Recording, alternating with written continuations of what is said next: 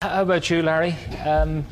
You said at one point when you're 16 you think you can change the world or do everything. You've pretty much done everything. What do you do when you get to this point? You know that song, Is That All There Is? Peggy Lee's great song.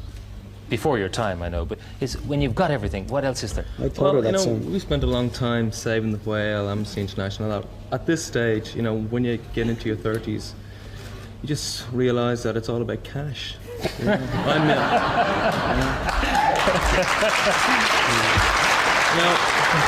Things like semi-D and 2 cars, they become the real things.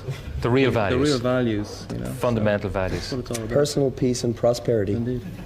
Yeah, it's a pity that George Bush wasn't re-elected then, because they're his values pretty much too, aren't they? Well, yeah, George, we're quite fond of George at this point, and he makes it easy for us rock and roll stars because he's such an idiot, and he's so obviously out of touch with the people and so obviously out of whack in every way. It wasn't very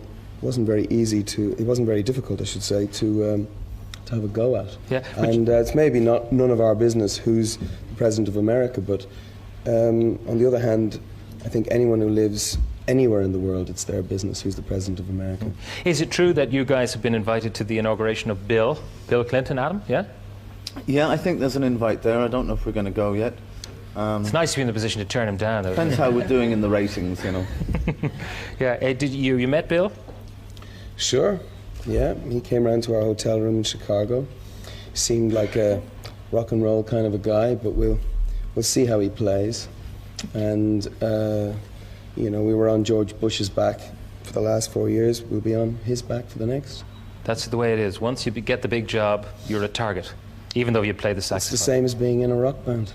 Yeah. At this level, it's the job of little rock bands to have a go at us. You got a job. Yeah. By the way, you want to be Taoiseach, Bono?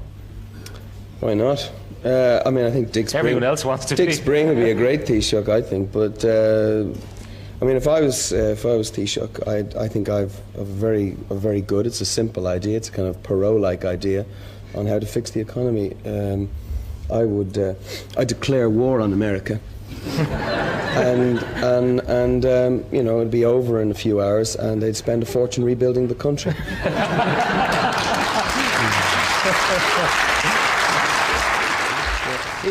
Is it true on the Zoot thing that you used to order pizzas for the audience?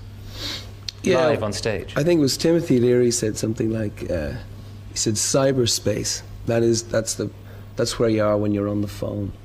And we just wanted to utilize small objects like television sets, telephones, faxes, anything that was available to a lot of people, and just show what could be done with them in the context of rock and roll, in the context of a massive stadium event.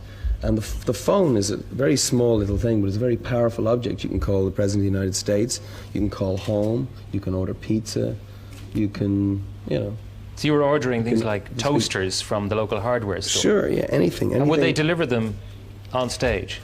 No, but the pizzas actually did arrive. We ordered 100,000 pizzas in Detroit, and 100,000 didn't arrive, but it was about 1,000 arrived, and they dished them out to the front rows. Yeah.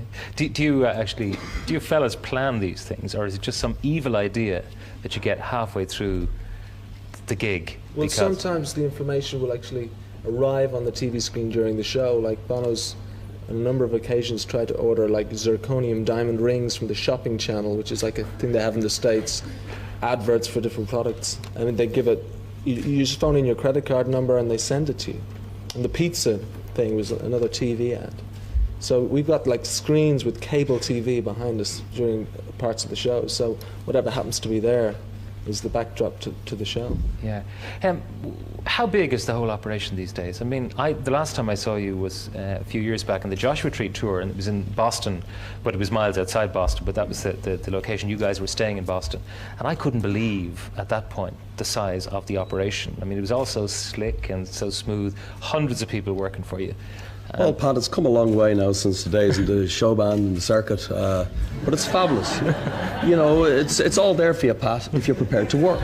And, you know, we've had a fabulous time in the States, and we're up there at Champers all the way, the red carpet. And, you know, we really are having a fabulous time. And, as you know, we Is have it true a you're going to do the Hucklebuck again? That is, in fact, the buckle hook. A lot of people don't know that. In fact, the buckle hook, this is a metaphor, which is, no, it's not widely known. The buckle hook, you see, that's, if you think about that. But we met Brendan Boyer actually in Las Vegas there last week. Is that for real? Oh, fabulous. That's for real. Brendan That's came right. down, He's a great man, fine man, I must say. And they paved the way for us, Pat.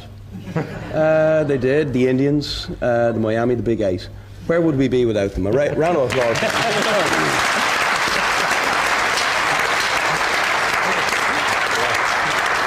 It took us 10 or 12 years, Pat, to realise that we are in fact a show band.